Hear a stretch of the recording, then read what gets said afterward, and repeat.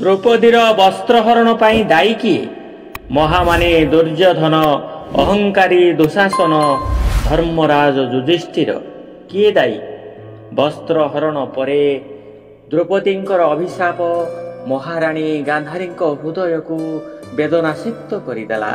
ଧାଇଁ ଆସିଲେ ଗାନ୍ଧାରୀ, କହିଲେ, ମା, ତୁ ସତୀ ପତିବ୍ରତା, ତୋ ଅଭିଶାପ କେବେ ବ୍ୟର୍ଥ ଯିବ ନାହିଁ। ମା, ତୁ ଏ ଅଭିଶାପ ଫେରେଇ ନେ। ଜ୍ୱଳନ୍ତ ଯାଜ୍ଞସେନୀ କୌରବ ରାଜ ଦରବାରର ଅପମାନ ଲାଞ୍ଛନା ସହିପାରି ନଥିଲେ। ତାଙ୍କ ମନ ତଳର ଅକୁହା କୋହ ଅବ୍ୟକ୍ତ ଇଚ୍ଛାକୁ ବ୍ୟକ୍ତ କରିବା ପାଇଁ ଶ୍ରୀ ଗୁରୁ ଶିକ୍ଷା ଚ୍ୟାନେଲ ଆପଣମାନଙ୍କୁ ସ୍ୱାଗତ କରୁଛି। ପାଞ୍ଚାଳ ରାଜନନ୍ଦିନୀ ପାଞ୍ଚାଳୀଙ୍କୁ ଅର୍ଜୁନ ପଣ ଜିତି ବିବାହ କରିସାରିବା ପରେ କୌରବ ଦରବାରରେ ପାଣ୍ଡବମାନେ ଜୀବିତ ଥିବା ଖବର ପ୍ରଚାରିତ ହୋଇଗଲା। ଶକୁନିର କୁପ୍ରରୋଚନାରେ ଦୁର୍ଯ୍ୟୋଧନ ପାଣ୍ଡବମାନଙ୍କୁ ଯଦୁଗୃହରେ ଜାଳି ମାରିଦେବାର ଯୋଜନା କରିଥିଲା। କିନ୍ତୁ ବିଦୁରର ସୂକ୍ଷ୍ମ ବୁଦ୍ଧି ପାଣ୍ଡବମାନଙ୍କୁ ମୃତ୍ୟୁ ମୁଖରୁ ଉଦ୍ଧାର କରିଥିଲା। ବିଦୁର ମାଟି ତଳେ ସୁଡ଼ଙ୍ଗ ତିଆରି କରି ପାଣ୍ଡବମାନଙ୍କୁ ଉଦ୍ଧାର କରିଥିଲେ। ଗଙ୍ଗାପୁତ୍ର ଭୀଷ୍ମ, ଆଚାର୍ଯ୍ୟ ଦ୍ରୋଣ, କୁଳଗୁରୁ କୃପାଚାର୍ଯ୍ୟ ବିଚାର କରି ଏକ ପନ୍ଥା ନିର୍ଦ୍ଧାରଣ କଲେ। ପାଣ୍ଡବମାନଙ୍କୁ ଇନ୍ଦ୍ରପ୍ରସ୍ଥ ପ୍ରଦାନ କରାଗଲା। ଧର୍ମରାଜ ଯୁଧିଷ୍ଠିର ହେଲେ ଇନ୍ଦ୍ରପ୍ରସ୍ଥର ରାଜା। ଦିନକର ଘଟଣା ଥିଲା। ଇନ୍ଦ୍ରପ୍ରସ୍ଥ ଭ୍ରମଣ କରିବା ପାଇଁ ମହାମାନେ ଦୁର୍ଯ୍ୟୋଧନ ଗମନ କରିଥିଲେ। ଏକ ରଙ୍ଗୀନ ପାଣି ଥିବା ପୁଷ୍କରିଣୀରେ ପଡ଼ିଗଲେ। ଇନ୍ଦ୍ରପ୍ରସ୍ଥର ମହାରାଣୀ ଦ୍ରୌପଦୀ ଦୁର୍ଯ୍ୟୋଧନକୁ ତାତ୍ସଲ୍ୟ କରି ହସି ହସି କହିଥିଲେ, ଅନ୍ଧ ପୁତ୍ର ଅନ୍ଧ। ଏହି ଅପମାନର ପ୍ରତିଶୋଧ ପାଇଁ ଦୁର୍ଯ୍ୟୋଧନ ଏକ ପଶା ଖେଳର ଆୟୋଜନ କରି ଯୁଧିଷ୍ଠିରଙ୍କୁ ଆମନ୍ତ୍ରଣ କରିଥିଲେ। କ୍ଷତ୍ରିୟର ଧର୍ମ କ'ଣ ପଶା ଖେଳିବାକୁ ସ୍ୱୀକାର କରିବା? ଧର୍ମରାଜ ଯୁଧିଷ୍ଠିର ଦୁର୍ଯ୍ୟୋଧନର ଆମନ୍ତ୍ରଣ ରକ୍ଷା କରି ପଶା ଖେଳକୁ ସ୍ୱୀକୃତି ପ୍ରଦାନ କଲେ। ଯୁଧିଷ୍ଠିର କାହିଁକି ଯଦୁଗୃହର ଷଡ଼ଯନ୍ତ୍ର କଥା ମନେ ପକାଇ ନଥିଲେ? ଶକୁନିର କପଟ ପଶାରେ ଧର୍ମରାଜ ଯୁଧିଷ୍ଠିର ବନ୍ଦୀ ହୋଇଗଲେ। ଧନ ସମ୍ପତ୍ତି ରାଜ୍ୟକୁ ପଣ ରଖି ବାଜି ହାରିଯାଇଥିଲେ। ଯୁଧିଷ୍ଠିର ତାପରେ ସହଦେବ, ନକୁଳ, ଅର୍ଜୁନ, ଭୀମକୁ ପଣ ରଖି ବାଜି ହାରିଗଲେ। ତାପରେ ନିଜକୁ ବଜି ରଖି ମଧ୍ୟ ହାରିଗଲେ। ସର୍ବଶେଷରେ ଭରତ ବଂଶର କୁଳବଧୂ ଦ୍ରୌପଦୀଙ୍କୁ ପଣ ରଖି ପଶା ଖେଳିବା କ'ଣ କ୍ଷତ୍ରିୟର ଧର୍ମ ଥିଲା?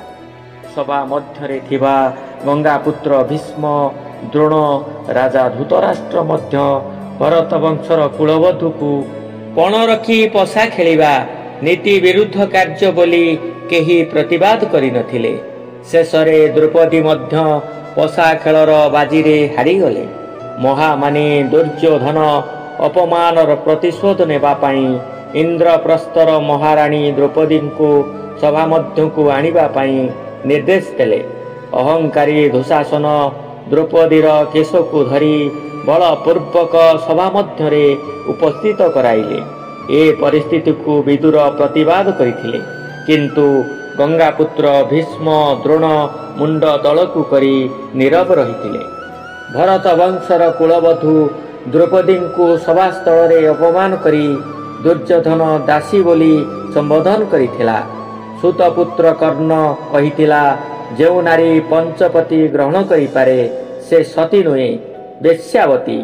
ଦୁର୍ଯ୍ୟୋଧନ ନିଜ ଜଙ୍ଘରେ ବସିବାକୁ ଆମନ୍ତ୍ରଣ କରିଥିଲା। ଦ୍ରୌପଦୀଙ୍କର ଏହିପରି ଅପମାନ ଲାଞ୍ଛନାକୁ ସଭାରେ ଉପସ୍ଥିତ ଥିବା ତାର ପଞ୍ଚପତି ସହ୍ୟ କରିଥିଲେ।